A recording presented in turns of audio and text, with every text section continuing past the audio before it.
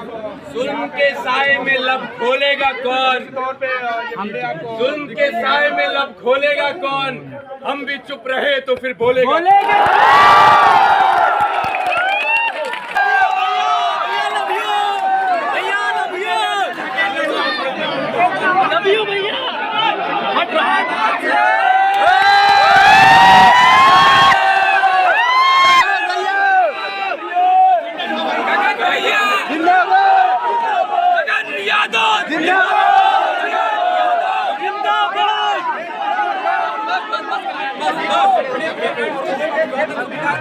भैया बोले, भैया बोले,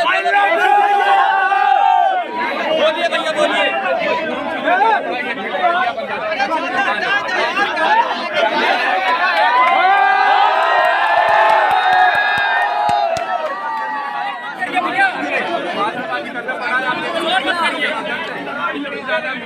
अभी मेरी बात सुनोगे आप?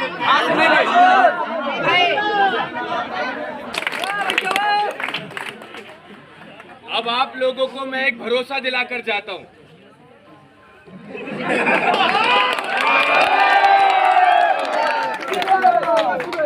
अब आपसे ताकतवर कोई नहीं,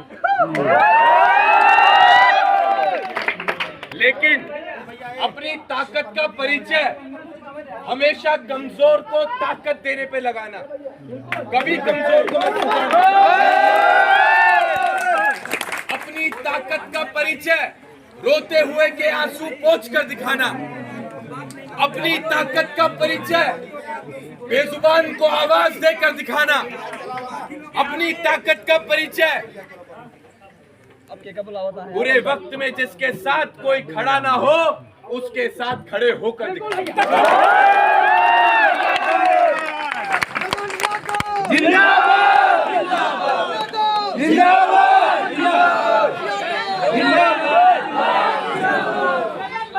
जिंदाबाद जिंदाबाद। ये जो प्यार,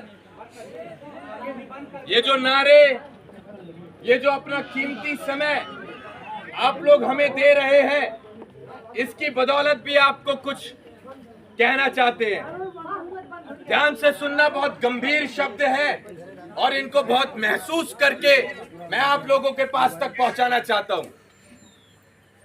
और ये भाव मेरे, ये शब्द मेरे उन लोगों के लिए हैं जो आज हमारे लिए यहां पर एकत्रित हुए हैं, कि जिसने भी दिया एक कतरा भी साथ हमारा, जिसने भी दिया एक कतरा भी साथ हमारा, जिंदगी रही तो समंदर लौटाएंगे।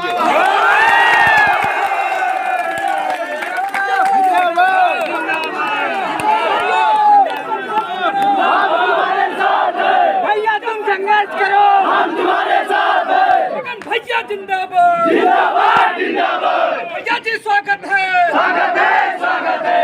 तेरा हिंदुस्तान जिंदाबाद जिंदाबाद जिंदाबाद। हिंदुस्तान गगन यादव जिंदाबाद जिंदाबाद। बोलिए भैया। कहते हैं दुआ करो सलामत रहे मेरी हिम्मत, दुआ करो सलामत रहे मेरी हिम्मत, ये एक चिराग कई आंधियों पर।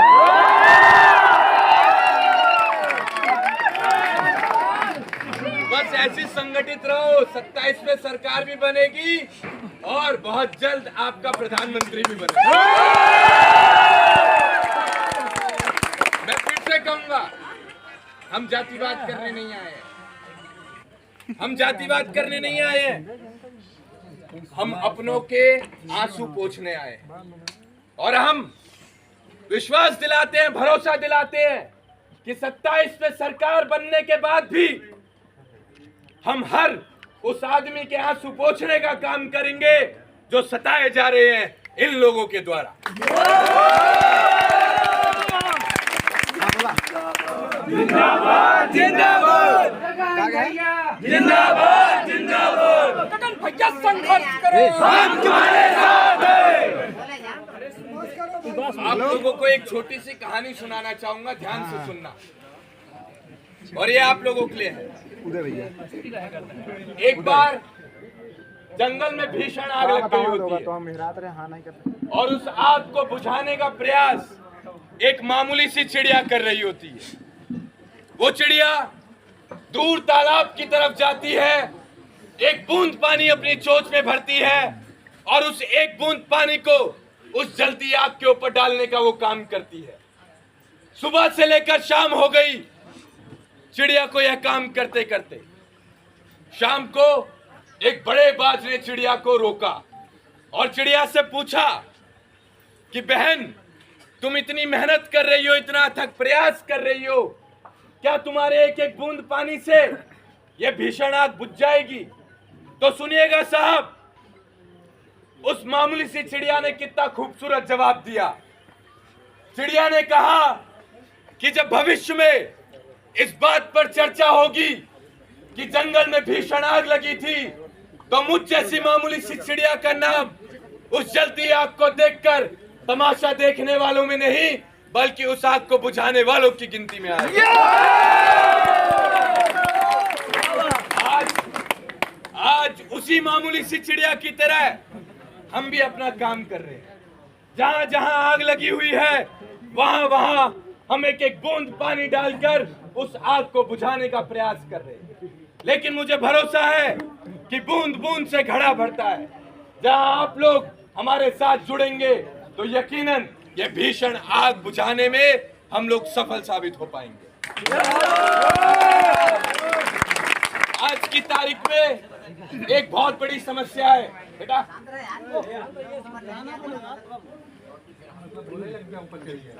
आज की तारीख में एक बहुत बड़ी समस्या है। अगर कोई पीड़ित होता है, कोई परेशानी में होता है, किसी के साथ कोई समस्या होती है, तो उसकी समस्या का अपने कुछ लोग मजाक बना रहे होते हैं। अपने कुछ लोग किसी को परेशान देखकर खुशी मना रहे होते हैं। तो उन लोगों के लिए भी एक शायरी तो बनती है, जलते घर को देखने वालों, फूस का छप्पर आपका है। जो लोग एक दूसरे के परेशानी में तमाशा बना रहे हैं, उन लोगों के लिए है। जलते घर को देखने वालों, फूस का छप्पर आपका है। आग के पीछे तेज हवा है, आगे मुकद्दर आपका है। उसके कत्ल पर मैं भी चुप था, उसके कत्ल पर मैं भी चुप था। मेरा नंबर अब आया, मेरे कत्ल पर आप भी चुप हैं, अगला नंबर आपका है। तो इस नंबर को अगर आप लोग कटवाना चाहते हैं तो सही समय संगठित हो जाइए। सदियों में कोई नायक आता है जो अपनी लड़ाई छोड़ के आप लोगों की परेशानियों को अपनी व्यक्तिगत परेशानी समझ रहा होता है। सदियों में कोई एक ऐसा आता है। आज अगर आपके बीच है तो उसको कमजोर मत होने देना, साथ ही हाथ बढ़ाना। एक अकेला थक जाएगा, मिलकर बोझ उठाना, साथ ही हाथ बढ़ाना।